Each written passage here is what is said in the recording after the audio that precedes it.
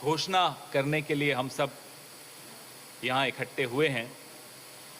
कल आप सबने देखा, महंगाई को लेकर एक बहुत बड़ी महारैली दिल्ली के रामलीला मैदान में की गई, हल्ला बोल रैली, जिसमें जो नीतियां हैं अर्थव्यवस्था को लेकर मोदी सरकार की, उनको उजागर किया गया, उन पर हल्ला बोला गया। हमारे यहाँ तेलंगाना से भी काफ़ी लोग वहाँ आए थे, मैं काफ़ी लोगों से मिला वहाँ। अब 7 सितंबर को भारत जोड़ो यात्रा हम लोग शुरू कर रहे हैं और इसी दिशा में ये अगला कदम मान के चलिए।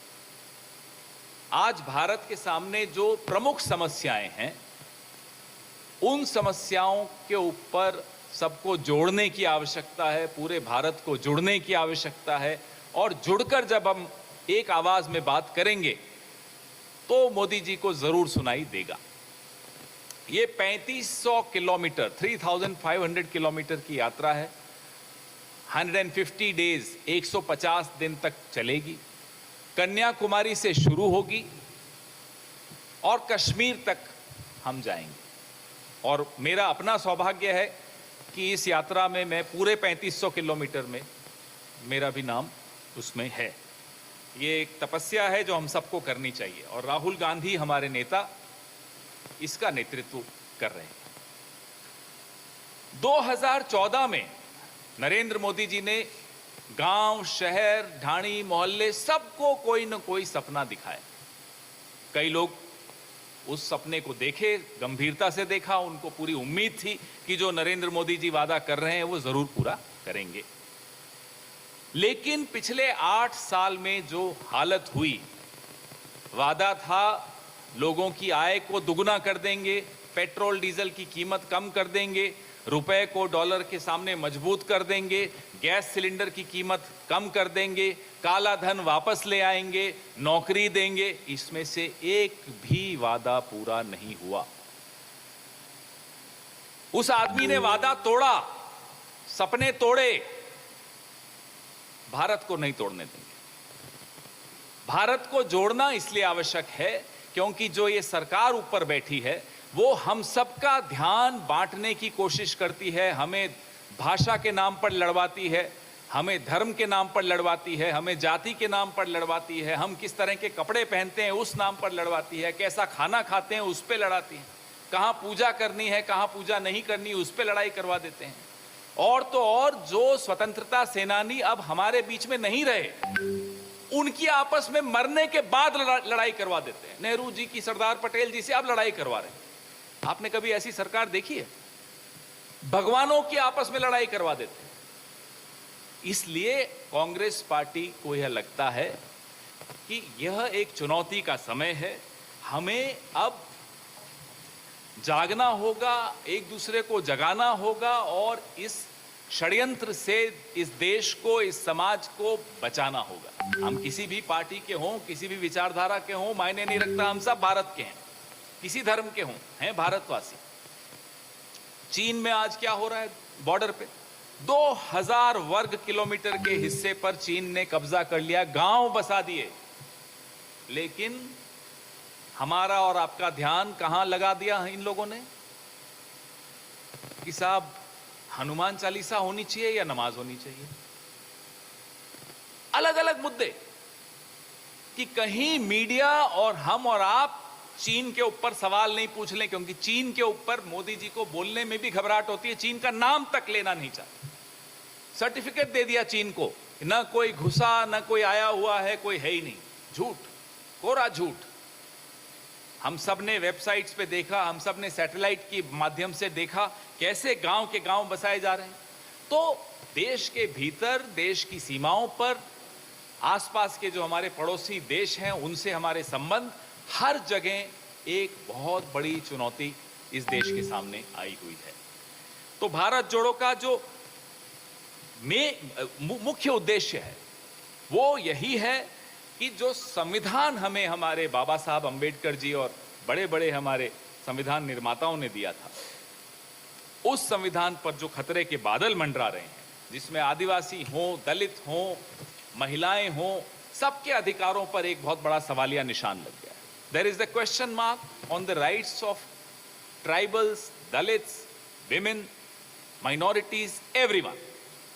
Our constitution is under threat. The objective of this Bharat Jodo Yatra is to safeguard our constitution, to safeguard the rights of Dalits, tribals, minorities, women, all the marginalized sections of the society. अब ये यात्रा 7 तारीख को कन्याकुमारी से शुरू होगी। 12 राज्यों में और 2 यूनियन टेरिटरीज में से यह यात्रा गुजरेगी। तमिलनाडु, केरला, कर्नाटका, आंध्र प्रदेश, तेलंगाना, महाराष्ट्र, मध्य प्रदेश, राजस्थान, हरियाणा, उत्तर प्रदेश, दिल्ली, पंजाब, हिमाचल प्रदेश और जम्मू और कश्मीर।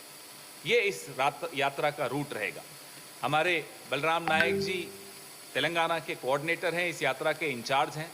यह आपसे लगातार मिलते रहेंगे, आपसे इंटरव्यूज देते रहेंगे और बताते रहेंगे ये यात्रा कहाँ तक पहुँची, उस यात्रा में क्या क्या अचीव किया, कैसे अनुभव रहे, वो सारा बलराम नायक जी और अंजन यादव जी और हमारे तमाम जो नेता हैं यह आपको बताते रहेंगे। अब तक जो तैयारियां हुई, अच्छा ये इसको 150 डेज, 150 दिन लगेंगे, 3500 किलोमीटर पर डे, 23 किलोमीटर कितना, 23.5। हमारे वर्किंग प्रेसिडेंट भी आपको सारा डिटेल्स देंगे। 118 यात्री हम लोग जो हैं वो परमानेंट यात्री हैं, 3500 किलोमीटर पूरा कवर करेंगे। और प्रदेश कांग्रेस कमिटीज जो हैं, जिन जिन राज्यों से ये यात्रा गुजरेगी, 100 प्रदेश के यात्री और साथ में शामिल हो जाएंगे। और ये वेबसाइट भी अभी प्रेस रिलीज के माध्यम से आपको बता दी जाएगी, जिस पर आप लगातार मॉनिटर कर सकते हैं कि भारत जोड़ो यात्रा कहाँ पहुंची और कौन कौन उसमें है। खाने पीने की तैयारी, एक बड़ा प्रोग्राम है। और ये सिर्फ कांग्रेस का प्रोग्राम नहीं है, इसमें सिविल सोसाइटी के लोग और लोग भी जुड़ना चाहते हैं और वो जुड़ रहे हैं, उनका स्वागत है। जो हमारी वेबसाइट है उस पर अब तक 40,000 से ऊपर लोग अपने आप को रजिस्टर करा चुके हैं, जो कांग्रेस से नहीं है लेकिन वो जुड़ना चाहते हैं भारत जोड़ो यात्रा से। ये हमारे लिए, हम सबके लिए एक बड़ी गौरव की बात है, बड़े सौभाग्य की बात है। तमिलनाडु में श्री पेरुम्बदूर कल परसों 7 बजे सुबह हमारे नेता राहुल गांधी जी पूर्व प्रधानमंत्री श्री राजीव गांधी के स्मारक पर उन्हें श्रद्धांजलि देंगे।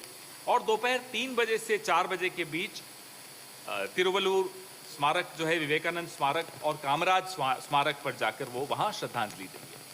4 बजे के बाद राहुल जी हम सबको लेकर महात्मा गांधी मंडपम में एक प्रार्थना सभा का आयोजन किया है, वहाँ जाएंगे और फिर वहाँ से राष्ट्रीय ध्वज के हस्तांतरण का कार्यक्रम होगा। उसके बाद राहुल जी भारत जोड़ो यात्री महात्मा गांधी मंडपम के बीच रोड पर मार्च करके इसकी औपचारिक शुरुआत करेंगे। शाम को एक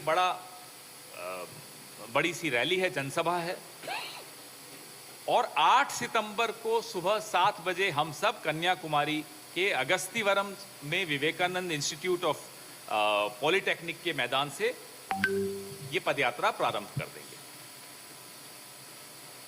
इसके विषय में आपको और कोई भी जानकारी लेनी हो, हमारे साथी बलराम नायक जी भी आपको बताएंगे कितने किलोमीटर रोज होगा। लगभग 23 बता रहे हैं, लेकिन वो सारा आपको डिटेल्स देंगे। रास्ते में कई जगह पौधारोपण करेंगे, सांस्कृतिक कार्यक्रम होंगे, कई लोगों से मुलाकात होगी, जनसंपर्क होगा। और आप सबको भी हम आमंत्रित करते हैं, इस यात्रा में शामिल होइए। अगर पैदल चलने की हिम्मत है, आप सब नौजवान दिख रहे हैं, बिल्कुल चल सकते हैं, आपका स्वागत है। और नहीं चल सकते तो फिर ऑनलाइन एक डिजिटल मार्ग से भी आप हमारा हौसला बढ़ा सकते हैं और हमारे साथ आ सकते हैं। आपके कोई सवाल हो उससे पहले मैं बलराम नायक जी से निवेदन करूंगा कि वो भी अपने कुछ विचार आपके सामने रखें।